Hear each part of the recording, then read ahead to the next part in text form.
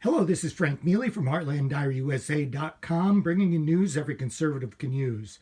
Subscribe to my YouTube channel to stay up to date.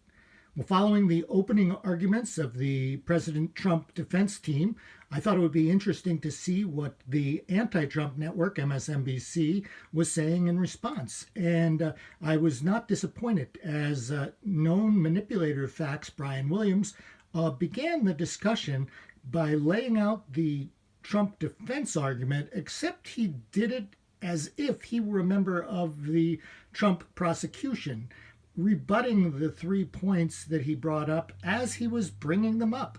It was quite a remarkable piece of legerdemain. I'll let you listen to it and then I'll come back. Senator, I'll begin with you. By my list, the initial items that they said the Democratic managers didn't want you to hear. They didn't explain. Burden sharing, a phrase we don't normally associate with our president.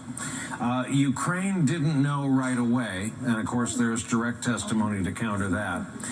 And they worked in a little false flag. They worked in the notion that Ukraine may have meddled in our election, which, let's make it clear early and often, is a Russian talking point. Okay, so there you have it. The 3 points, as if burden sharing had not come up as a Trump foreign policy directive repeatedly, he dismisses that.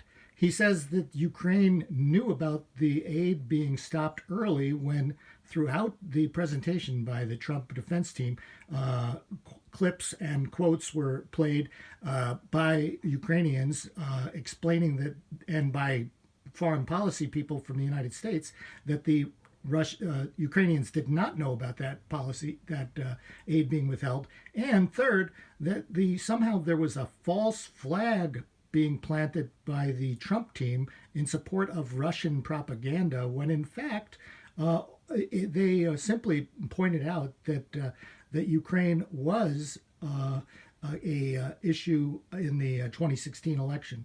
There was no false flag. Well, there you have it. Brian Williams continues his reputation as a known liar.